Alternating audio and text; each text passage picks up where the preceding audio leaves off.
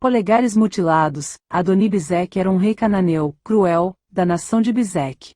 Esse rei, quando vencia uma guerra, uma batalha, amputava os dedos dos polegares das mãos e dos pés dos vencidos e escravizava-os. Juízes capítulo 1 versículos do 5 ao 7, a derrota de Adoni-Bezeque. Depois que Josué morreu, o povo de Israel perguntou a Deus, o Senhor: qual das nossas tribos vai ser a primeira a atacar os cananeus? O Senhor respondeu: o povo de Judá vai primeiro porque eu lhe dei a terra. Então o povo de Judá disse ao povo de Simeão: vamos juntos à terra que nos foi dada e lutemos contra os cananeus. Depois iremos juntos à terra que for dada a vocês. Assim as tribos de Simeão e de Judá foram guerrear juntas. E o Senhor Deus lhes deu a vitória sobre os cananeus e os perizeus, e eles mataram 10.000 homens em Bezeque. Nesse lugar encontraram Adoni-Bezeque e lutaram contra ele. E eles derrotaram os cananeus e os perizeus. Adoni-Bezeque fugiu, mas eles o perseguiram e prenderam. E cortaram os polegares das suas mãos e os dedões dos seus pés. Então Adoni-Bezeque disse: eu mandei cortar os polegares das mãos e os dedões dos pés de 70 reis, e eles apanhavam migalhas debaixo da minha mesa.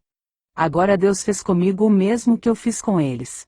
Então levaram Adoni-Bezeque para a cidade de Jerusalém, e ele morreu ali. O livro dos Juízes conta a história dos filhos de Israel da época em que se estabeleceram na terra de Canaã, depois de algum tempo da morte de Josué. O período dos Juízes começou com Otniel, algum tempo depois da morte de Josué, e se estendeu até o profeta Samuel. Houve 13 juízes. Samuel foi o último juiz, e ungiu o primeiro rei de Israel, Saul, e o segundo rei de Israel, Davi. Os juízes foram escolhidos e designados por Deus dentre diversas tribos de Israel. Voltando um pouco, Abraão era a 10ª geração de Noé mediante Sem, o filho de Noé. Terá, pai de Abrão, era da cidade de Ur, cidade muito antiga no sul da Babilônia, bem desenvolvida, onde tinha templos grandes construídos para adoração de deuses falsos. Foi na Babilônia que o Senhor dispersou a humanidade sobre a face da terra, quando construíram a Torre de Babel. Josué capítulo 24 versículo 2, Josué disse a todo o povo: assim diz o Senhor, o Deus de Israel, há muito tempo, os seus antepassados, inclusive Terá, pai de Abraão e de Naor, viviam além do Eufrates e prestavam culto a outros deuses. Atos capítulo 7 versículos 2 ao 4, diante disso, declarou Estevão: caros irmãos e pais, ouvi-me com atenção. O Deus da glória apareceu a Abraão, nosso pai, estando ele ainda na Mesopotâmia, antes de morar em Harã, e lhe ordenou: sai da tua terra e da comunidade dos teus parentes e vai para a terra que eu te mostrarei. Então, ele saiu da terra dos caldeus e se estabeleceu em Harã. Após a morte de seu pai, Deus o trouxe para esta terra em que vós agora habitais. O pai de Abrão, Terá, gerou 3 filhos, Abrão, Naor e Harã. O filho de Terá, Harã, já tinha morrido na terra onde havia nascido. Eles viviam em Ur, uma cidade próspera, desenvolvida, importante da época. Abrão casou-se com Sarai, que era estéril. E seu irmão Harã teve um filho chamado Ló. Harã, o pai de Ló, morreu precocemente em Ur dos Caldeus, em sua terra natal. Terá decidiu sair da cidade de Ur, na Babilônia, e ir para a terra de Canaã. Tomou seu filho Abrão, seu neto Ló, filho de Harã, e sua nora Sarai, mulher de seu filho Abrão, e todos juntos deixaram Ur dos Caldeus, mas, havendo chegado em Harã, estabeleceram-se ali, em vez de prosseguirem até Canaã. E Terá morreu em Harã, com a idade de 205 anos. A cidade tinha o mesmo nome do seu filho que morreu. Parou no caminho, não perseverou em seguir para Canaã. Uma parada que se tornou definitiva para Terá, pai de Abrão, morreu em Harã, morreu na terra do pecado, como seu filho. Tanto Ur quanto Harã eram cidades pagãs, na Babilônia. O pai de Abrão não saiu da terra do pecado. Teve um início na caminhada, mas nem saiu do pecado, e permaneceu no pecado. Ele não mudou o seu caminho, não caminhou para a salvação, continuou no pecado, morreu no pecado. Depois que seu pai morreu, sua filiação foi mudada e sua herança também foi mudada, herança do pecado de Satanás, para ser herdeiro de Deus, de filho das trevas para filho da luz. Ele saiu e obedeceu a Deus, saiu da terra de seu pai. Deus fala para Abraão para que ele saísse do meio daquela terra de pecado, daquele cenário de pecado, para sair do pecado, abandonar o pecado, romper com laços que impedem a caminhada para a salvação. Deixar as tradições erradas, costumes errados, os hábitos errados, deixar o pecado. Abraão escolheu a Deus, obedecer. Sair dos costumes errados desse mundo, quebrar os laços que nos prendem aos pecados desse mundo onde Satanás reina. Abrir mão da herança de Satanás, herança de rebelião, de pecado. Uma filiação espiritual receber a herança de Deus. A próxima geração conhecer a Deus, ser filhos de Deus. Necessitamos dia após dia procurar ouvir a voz de Deus para que Ele nos indique a direção, o caminho. Gênesis capítulo 12 versículos do 1 ao 3. Então o Senhor disse a Abrão: saia da sua terra, do meio dos seus parentes e da casa de seu pai, e vá para a terra que eu lhe mostrarei. 1 Coríntios capítulo 1 versículo 9, fiel é Deus, pelo qual fostes chamados para a comunhão de seu Filho Jesus Cristo nosso Senhor. Jesus disse que não veio para trazer a paz, mas a espada corta, divide, separa. Separar os que servem a Deus dos que não servem, separa o bem do mal. O mal é inimigo do bem, não tem comunhão um com o outro. Os que servem ao inimigo espiritual têm inimizade com os que servem a Deus, perseguem os que servem a Deus.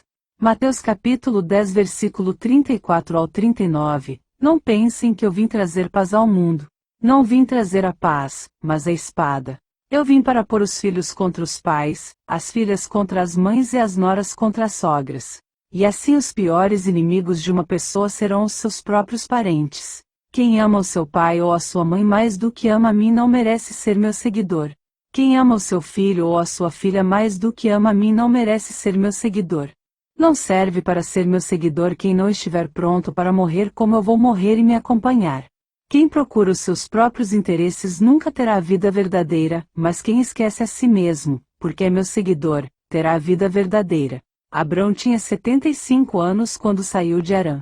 O patriarca saiu como Deus mandou, levou sua mulher Sarai, e seu sobrinho Ló, todos os bens que acumulou em Harã. Partiram para a terra de Canaã e lá chegaram. Abraão buscava, desejava uma pátria melhor, isto é, a celestial. Abrão se estabelece na terra de Canaã que Deus prometeu dar à descendência de Abraão. Naquela época os cananeus habitavam essa terra, povos que foram expulsos por serem ímpios. Gênesis capítulo 12 versículo 7, o Senhor disse a Abrão: à sua descendência darei esta terra.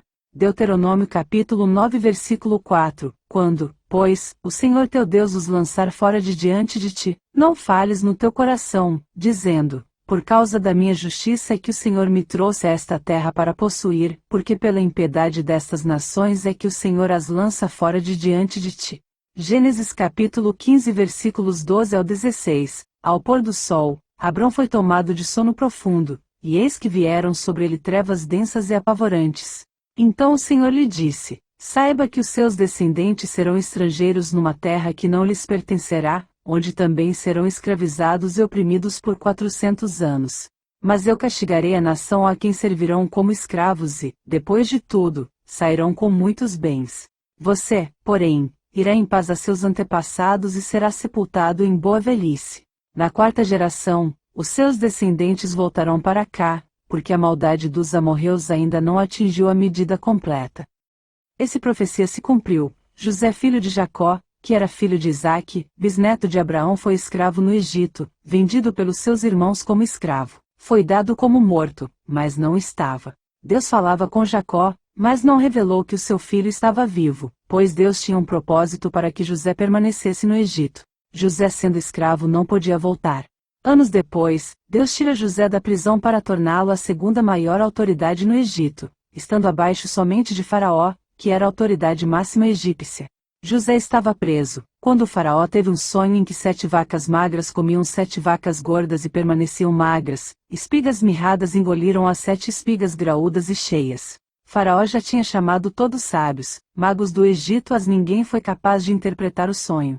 Mas Deus dá a interpretação dos sonhos para José. Os sonhos significavam um período de fartura de 7 anos, seguido de um período de seca, fome igualmente de 7 anos, pelo qual o Egito passaria.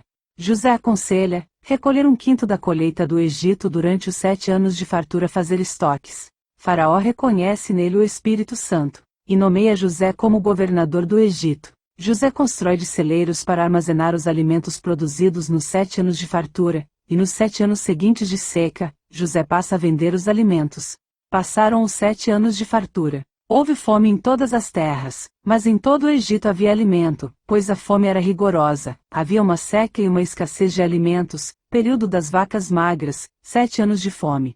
E a gente de todas as partes para comprar comida no Egito. Os filhos de Jacó, que eram os irmãos de José, foram para o Egito, pois lá havia alimentos. Os irmãos de José voltaram para Canaã com os alimentos e contaram que José estava vivo. José mandou buscar sua família. Agora Deus fala com Jacó, depois da revelação que José estava vivo. Disse para Jacó ir para o Egito, que ele, o seu Deus, iria com ele. Gênesis capítulo 46 versículo 1 ao 4. Israel partiu com tudo o que possuía. Naquela mesma noite, Deus falou com ele por meio de uma visão e o chamou, Jacó. Jacó. E ele respondeu, eis-me aqui. Então Deus continuou, eu sou Deus, o Deus de teu pai. Não tenhas medo de descer ao Egito, porque lá eu farei de ti uma grande nação. Eu mesmo descerei contigo ao Egito, e também eu te farei subir e voltar a Canaã. E a mão de José fechará os teus olhos. Foi assim que os hebreus foram parar no Egito. Os anos de fome, a prata que circulava no Egito foi dada como pagamento para comprar comida, toda a prata foi para as mãos do faraó.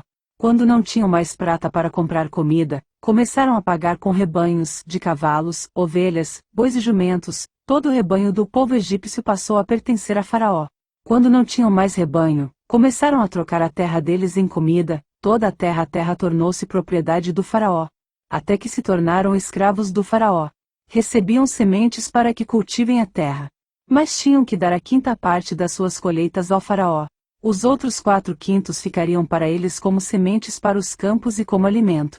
O povo do Egito, do mundo, foi trocando o certo pelo errado, se vendendo para inimigo espiritual, cada vez mais até se tornar totalmente escravo de Satanás. Gênesis capítulo 47 versículos 11 e 12, José instalou seu pai e seus irmãos e deu-lhes propriedade na melhor parte das terras do Egito, na região de Ramessés, conforme a ordem do faraó. Providenciou também sustento para seu pai, para seus irmãos e para toda a sua família, de acordo com o número de filhos de cada um.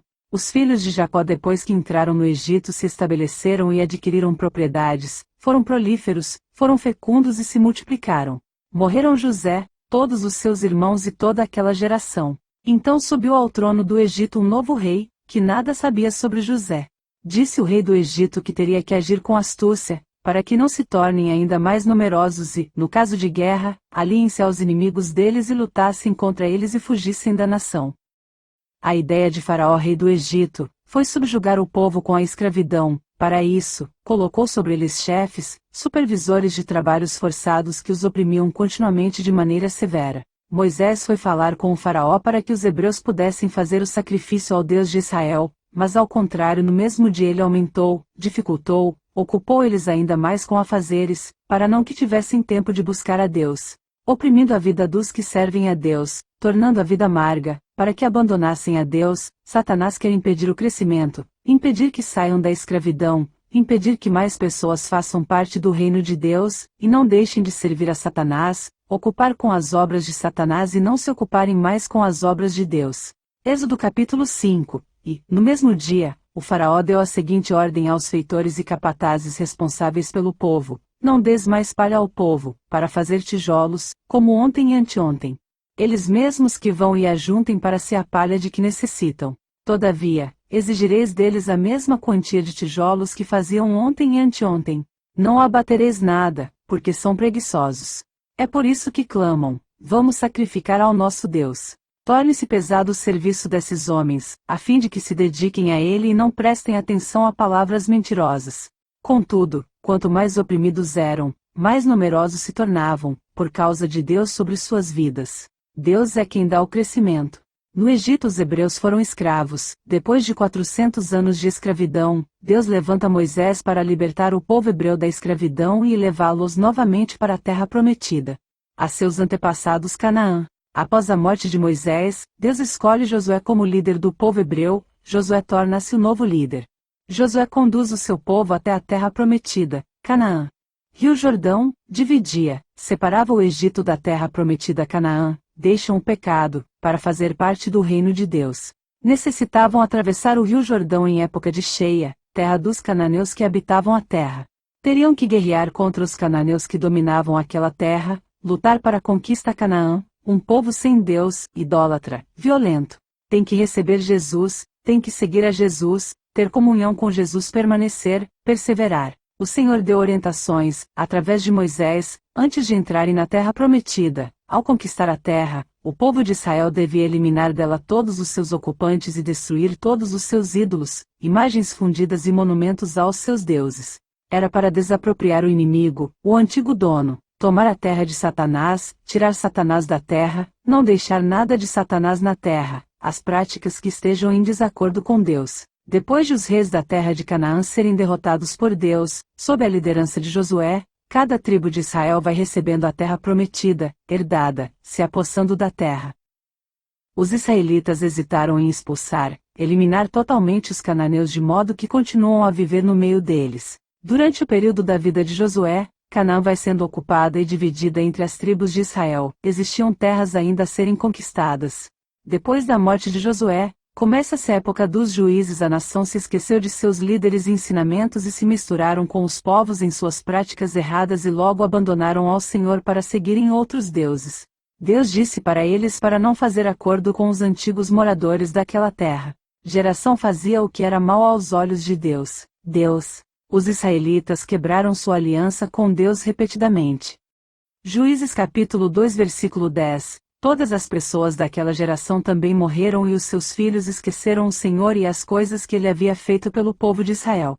Ao conquistar, avançar, eles deveriam prosseguir. A terra prometida, figurativamente a salvação, o reino de Deus deve ser desejado dia a dia, viver de acordo com a vontade de Deus para agradar a Deus, escolher a Deus todos os dias. A terra prometida, ou seja, salvação deve expandir para mais pessoas. As novas gerações não haviam avançado no trabalho de conquistar a terra. Este esfriamento para com Deus ocorreu à medida que o tempo passava. Devemos perseverar até o fim. De que maneira? Buscar a Deus sempre, viver em comunhão com Deus todos os dias enquanto estiver vivo, permanecer com Deus a vida toda, ser constante, ou seja, perseverar. Não voltar atrás, que significa não voltar de onde saiu, do pecado. Não retroceder, não voltar para o pecado, as mesmas práticas erradas. Mateus capítulo 24 versículo 13. Mas quem perseverar até o fim, este será salvo. Frequentemente esqueciam-se de sua aliança com Deus. As pessoas vão distanciando, abandonando, esquecendo-se de Deus, até não se lembrar de Deus mais. A palavra de Deus deve ser vivida, lida, estar sempre registrada em nossa alma. Precisa ser passada, ensinada, pregada, lembrar os grandes feitos de Deus. Salmo 103 verso 2, que a minha alma louve a Deus, que nunca se esqueça de tudo que Ele fez. O povo peça e Deus permitia serem oprimidos pelos seus inimigos, invasores ao seu redor que os roubavam, saqueavam, não conseguiam resistir. Sempre que os israelitas saíam para a batalha, a mão do Senhor era contra eles para derrotá-los, conforme lhes havia advertido. O povo clama pelo perdão de Deus, Deus levanta um libertador. Então o Senhor levantou juízes, que os libertaram das mãos daqueles que os atacavam. Vários juízes para salvar seu povo dos inimigos. Juízes foram pessoas levantadas por Deus para livrar das mãos dos opressores, para julgar e liderar o povo, levar o povo a obedecer a Deus. Trata de um período de altos e baixos para o povo de Israel, o povo de Deus. O afastamento de Deus e entrada do pecado na nação. Geração após geração, Israel sofreu as consequências da instabilidade espiritual, da sua desobediência, que se repete no livro de Juízes. Adoni-Bezeque era um rei cananeu, da nação de Bezeque, um rei ímpio que não fazia parte do povo de Deus. Ao vencer uma batalha, os vencidos recebiam a sua marca, mostrando que é dele, marca que é do inferno. O rei vencido cortava os polegares das mãos e dedões dos pés e punha para viver como cão embaixo da sua mesa, comendo dos restos, migalhas. Antes do ataque israelita em Bezeque, havia humilhado 70 reis pagãos. Se Israel não tinha rei, eram reis pagãos. Reconheceu que o seu castigo não veio dos homens, mas veio de Deus. Adoni-Bezeque disse: Eu mandei cortar os polegares das mãos e os dedões dos pés de 70 reis, e eles apanhavam migalhas debaixo da minha mesa. Agora Deus fez comigo o mesmo que eu fiz com eles. Quando lutou com o povo de Deus, Adoni-Bezeque perdeu a batalha. Os polegares das mãos e os dedões dos pés são um pouco diferentes dos demais dedos. Devido à posição do polegar da mão, ele toca nos outros dedos com facilidade, o que possibilita segurar ou agarrar objetos com o auxílio do polegar. Permite segurar e manipular objetos com mais firmeza, destreza e precisão. Além de melhorar nossa capacidade motora, os polegares tornam as mãos mais eficientes em situações de defesa e ataque. O pé desempenha um papel essencial na locomoção, equilíbrio e suporte do corpo. Os dedões dos pés são muito importantes para caminhar, são um importante propulsor. O dedão do pé ajuda a caminhar sem escorregar, é importante para o equilíbrio e a direção do corpo ao caminhar. Normalmente, quando se está andando, impulso para o próximo passo, é no desprendimento dos dedos, e o dedão tem parte importante neste processo, com o objetivo de tornar inofensivos como guerreiros, dificultar, impedir de batalhar, guerrear. Para que não voltassem a empunhar armas, escudos, não irem para que batalhassem, guerreassem. Polegares das mãos e dedões dos pés. Os humanos podem agarrar coisas e realizar muitas operações que seriam impossíveis caso não tivessem polegares oponíveis. Sem os polegares das mãos se perde a destreza, agilidade, força para empunhar as armas, como espadas, arcos, lanças, flechas, escudo, montar em cavalos, dentre outros. E sem os dedões do pé, dificulta a caminhada, pode levar a alterações na forma de andar, necessitando de adaptação na forma de andar. Como afeta o equilíbrio, perdendo o equilíbrio, tem um risco de quedas. Não tinham facilidade de fugir, pela dificuldade de correr sem os dedões dos pés. Quem perdesse os polegares das mãos e dedões dos pés ficava impedido de participar de guerras, batalhas, não eram aptos. Na consagração de Arão e de seus filhos, Moisés tomou parte do sangue do carneiro da investidura e colocou-o sobre a orelha direita, sobre o polegar direito e sobre o dedo grande do pé direito de Arão, e de cada um de seus filhos. O sangue do sacrifício sobre este importante membro do pé direito significava que eles tinham de traçar seu rumo e andar sem se desviar do caminho, manuseando as armas espirituais, usando da melhor forma nos deveres do sacerdócio. Orelha direita da audição, ouvir a voz de Deus. Levítico capítulo 8 versículos 22 até o 24. Então ele trouxe o segundo carneiro, o carneiro para a ordenação, e Arão e seus filhos puseram as mãos sobre a cabeça do carneiro. Moisés o abateu, pegou um pouco do sangue e o pôs na ponta da orelha direita de Arão, no polegar da mão direita e no polegar do pé direito. A seguir, Moisés fez os filhos de Arão se aproximarem, em cada um deles, pôs um pouco do sangue na ponta da orelha direita, no polegar da mão direita e no polegar do pé direito, mas o restante do sangue Moisés aspergiu em todas as laterais do altar. Satanás está querendo amputar polegares espirituais para trazer medo, insegurança, desequilíbrio, derrota, para impedir voltar a batalhar espiritualmente, tirar a capacidade de reação, de lutar pela própria vida, e pela vida dos outros, ou seja, pela salvação, desqualificava uma pessoa a fazer parte do reino de Deus, levar quem está no mundo, para o reino das trevas para sempre, também levar quem está no reino da luz para o reino das trevas, rebaixadas como o cão no reino das trevas, sendo dominados, tratadas com inferioridade, submissos, diminuindo o valor da criação de Deus, vivendo debaixo de jugo, dominados, manipulados, conforme a vontade do opressor, que quer tomar a coroa da vida, da salvação. Pedro capítulo 2 versículo 9. Mas vós sois a geração eleita, o sacerdócio real, a nação santa, o povo adquirido, para que anuncieis as virtudes daquele que vos chamou das trevas para a sua maravilhosa luz. Apocalipse capítulo 3 versículo 11. Eis que venho sem demora, guarda o que tens, para que ninguém tome a tua coroa.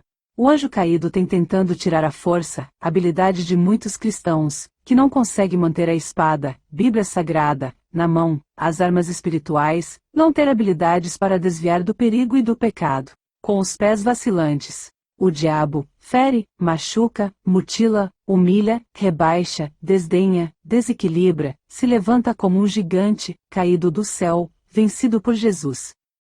Satanás captura, para manter presos no reino dele, quer fazer de nós prisioneiros das trevas, fazendo perder o equilíbrio, não pegar nas armas espirituais para a batalha, e só comer espiritualmente o resto da mesa de Satanás, se alimentar de ódio, vingança, fúria, e outros sentimentos ruins, restos malignos, o inimigo tenta enfraquecer a alma para que não tenha forças para buscar a Deus, perder o discernimento, assim não conseguem sair do pecado, para manter prisioneiro no reino de Satanás, debaixo da mesa, prostrados espiritualmente dependendo de Satanás, comendo as sobras, migalhas que caiam da mesa de Satanás, enquanto na casa do Pai, de Deus, tem fartura de pão. Viver em situação humilhante, decadência espiritual, no desdém, menosprezo, aquilo que Deus criou sua imagem e semelhança, Satanás desdenha, para Satanás se envaidecer, vangloriar, se exaltar, através do domínio dessas vidas. Satanás quer que as pessoas lhe obedeçam ao invés de obedecerem a Deus.